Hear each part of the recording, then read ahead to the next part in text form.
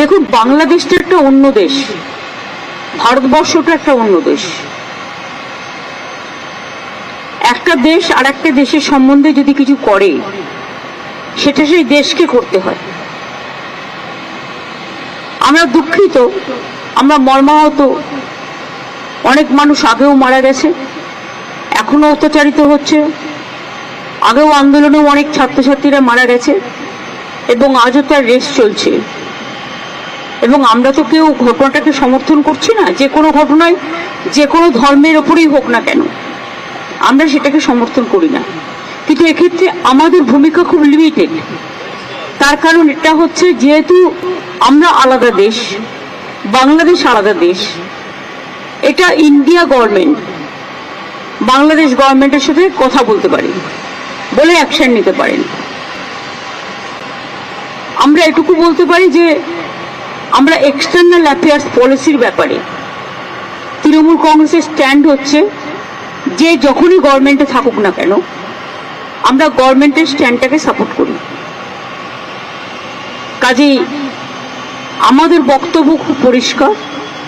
কোনো ধর্মের ওপরে, কোনো বর্ণের ওপরে, কোনো জাতির ওপরে কোনো অত্যাচারই আমরা মানি না। না হিন্দু, না মুসলমান, না শিখ, না খ্রিস্টান, আমরা সবাই এক। এটাই আমাদের প্রিন্সিপাল। সুতরাং বুঝলে, আমার কথা দিয়ে বুঝতে পারলেন, আমরা যেসব ঘটনা আজ নয়, গত 1 বছর ধরে ঘটছে, প্রত্যেকটা ঘটনার জন্যই আমরা দুঃখিত।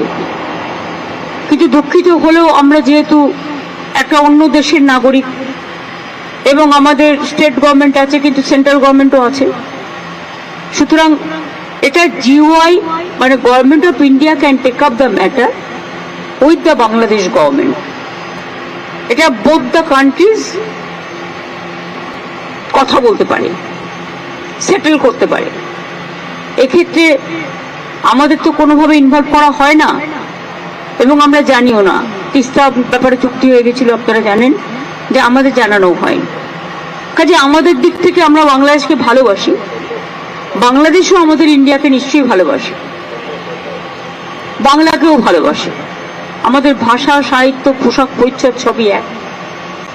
রাজনৈতিকভাবে যাই মতভেদ থাকুক না কেন, আমরা এটা নিশ্চয়ই চাই না যে কোনো ধর্মে ধর্মে বিভেদ হোক এবং তার কোনো রেশ কারো উপর পড়ুক। এটা আমরা কখনোই চাই না।